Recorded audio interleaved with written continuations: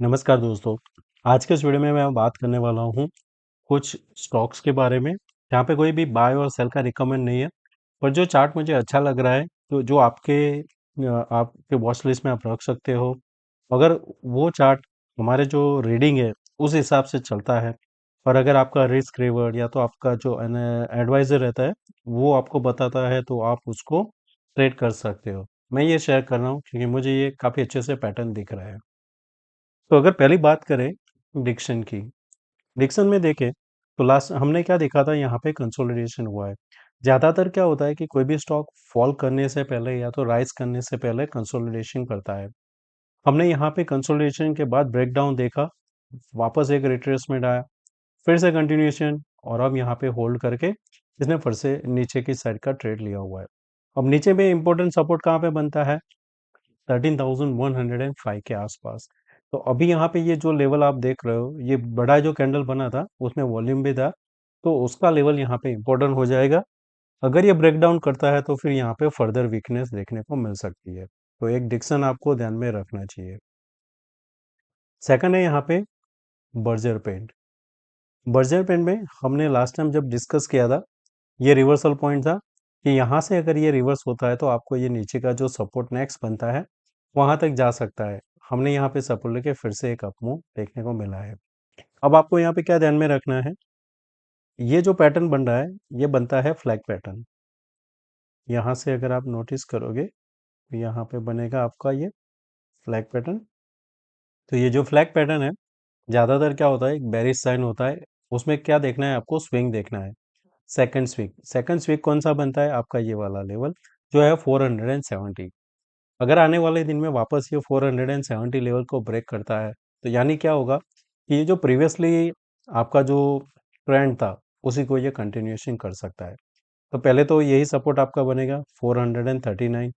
अगर इसके नीचे ये सस्टेन करने लगेगा तो फिर हमें यहाँ पे क्या करना पड़ेगा, थोड़ा लंबा टाइम फ्रेम पे देखना पड़ेगा कि इसका नेक्स्ट बाइंग जोन कौन सा था। वो बन के आ रहा है करीबन 400 के आसपास। तो पहले 439 सपोर्ट है, दूसरा यहाँ पे बनता है 400 के आसपास। तो इसको आप ध्यान में रख सकते हो, ये भी एक काफ़ी अच्छा सा यहाँ पे। इसमें रिवर्सल कब होगा कि समझो कि अगर यहाँ पे ये सेकंड लेवल जो है उसको ब्रेक नहीं करता है, पर होल्ड करके ऊपर की साइड जब ब्रेकआउट देगा, ये जो प्रीवियसली दो टाइम था उसके ऊपर निकलता है, तो फिर आपको ऊपर की साइड देखने को मिल सकता है। पर बाइंग करने का क्या है यहाँ पे कि आपको ध्यान रखना है कि एक रिट्रेसमेंट होना चाहिए, और वो वापस जो ब्रेकआउट था उसको ब्रेक नहीं करना चाहिए। ब्रिटानिया जो अभी निफ्टी 50 से बाहर हुआ है, इसका ये प्रीवियसली सपोर्ट था, नीचे से भी ट्रेंड लाइन आ रही है। तो ये मल्टीपल सपोर्ट के आसपास से बाउंस हुआ था, वापस इसने एक रिट्रेसमेंट दिया है, और यहीं से फिर से कंटिन्यूएशन। ये जोन है बहुत ही इंपॉर्टेंट रहेगा, मेक और ब्रेक रहेगा। तो अगर ये जोन के नीचे सस्टेन करता है तो पहले ये आएगा, इसके नीचे होल्ड कर गया तो फिर ये फाइनल जो नीचे का सपोर्ट बनता है 4230 तक के रास्ता यहाँ पे ओपन हो जाता है।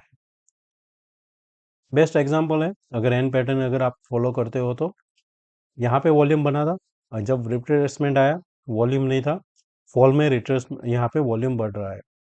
ये कैंडल जो बना था यहाँ पे हैमर कैंडल, उसके नीचे क्लोज करने लगा है। कल या आने वाले दिन में अगर वापस इसी लेवल के नीचे सस्टेन करता है तो ये जो एन पैटर्न है उसको ये फॉलो कर सकता है, तो ये भी एक नेगेटिव साइन है। हेवल्स, हमारा जो डिस्कशन लास्ट टाइम था, कंसोलिडेशन के बाद ब्रेकडाउन डब्ल्यू पैटर्न, फिर से यहाँ पे रिजेक्शन और कंटिन्यू लोअर साइड। अभी पहला सपोर्ट जोन है यहाँ पे 1440 के आसपास है। ये जोन के नीचे यहाँ पे ब्रेक करता है, इमीडिएट ब्रेक करेगा तो हमें ट्रेड नहीं करना होता है, क्योंकि पैटर्न में क्या रहता है कि अगर आप इमीडिएट करोगे तो रिवर्सल आता है, तो वहाँ पे एंट्री नहीं करना है। पर वापस आने के बाद में अगर यहाँ पे फिर से ब्रेकडाउन होता है तो एंटर करोगे तो एक अच्छा सा ट्रेड आपको मिल सकता है। इसमें डब्ल्यू पैटर्न कब बन सकता है? डब्ल्यू यानी कि यहाँ से अगर आप काउंट करो, तो अगर इसको डब्ल्यू पैटर्न बनाना है तो यहाँ पे ये लेवल के नीचे क्लोज नहीं होना चाहिए, और आरएसआई आपका फ्रेश लो बनाना नहीं चाहिए। ये कॉम्बिनेशन होता है, तो फिर आप यहाँ पे वेट कर सकते हो 1560 के बाद में यहाँ पे आपको थोड़ी ऊपर की साइड का मूव बाइंग देखने को मिल सकता है। आईसीआई, लास्ट टाइम यहाँ पे ये रिट्रेसमेंट था, तो 61% के आसपास से फिर से इसने रिट्रेसमेंट दिया है, और लोअर एंड पे जाके होल्ड कर रहा है।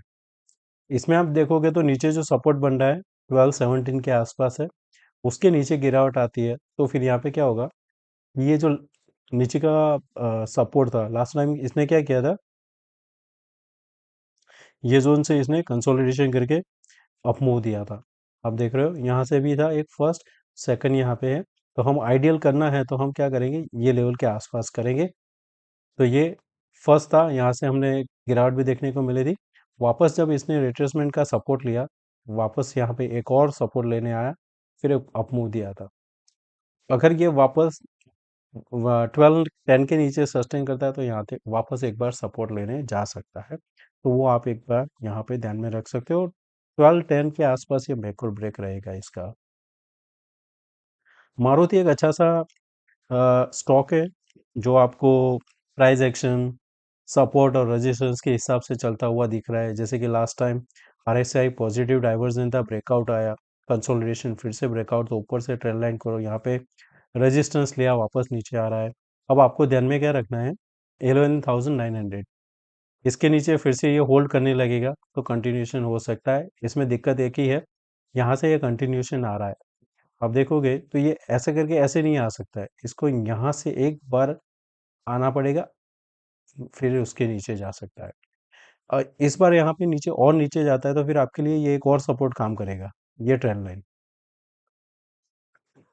तो यहाँ पे आप जब भी ये ट्रेंड लाइन आएगा, वो आपको एक सपोर्ट का काम करेगा। तो अभी के लिए जो आपका बाइंग जोन है जो, वो बनता है 11,900, एक काफ़ी अच्छा सा सपोर्ट है। बाइंग नहीं करना है, ये एक बाइंग जोन है, तो आपको यहाँ पे देखना है कि क्या ये रिएक्ट करता है मार्केट। जैसे यहाँ पे देखे, ये आपका बाइंग जोन था, क्या किया इसने, कंसोलिडेशन किया 1-2 महीना, फिर जाके ब्रेकआउट किया, तब आपको एक अच्छा सा ट्रेड मिलता है, तो वो आपके लिए इंपॉर्टेंट है। श्री सीमेंट एक कंटिन्यू यहाँ पे, मैं इसको क्यों रखा है, क्योंकि मैं लास्ट टाइम आपको शेयर किया था इंडिया सीमेंट का चार्ट, पूरे 4-5 महीने कंसोलिडेशन हुआ, फिर ब्रेकडाउन हुआ था, एक अच्छा सा गिरावट देखने को मिला था।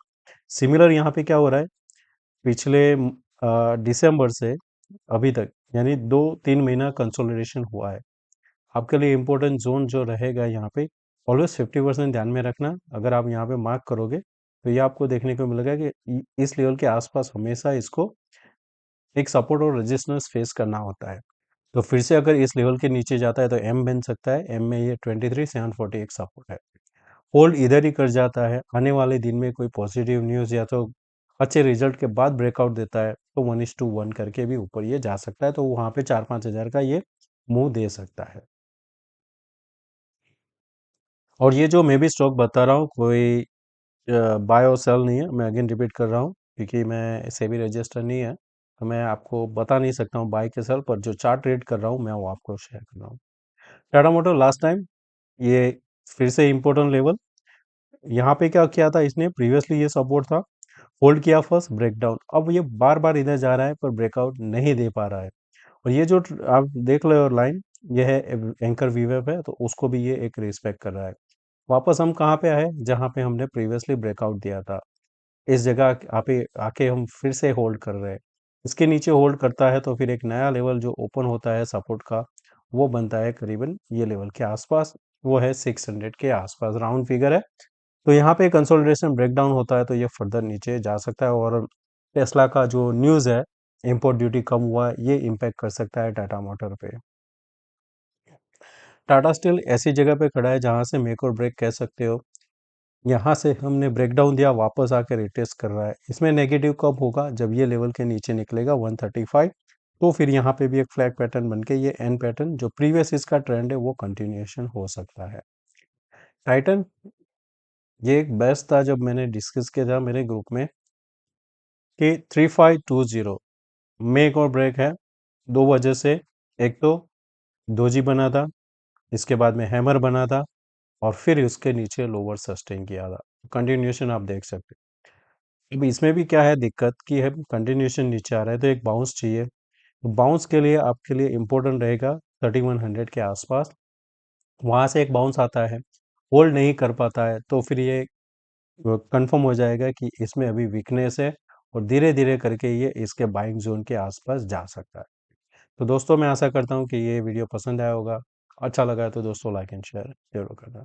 थैंक यू, मिलते हैं नए वीडियो में। Take care, bye bye.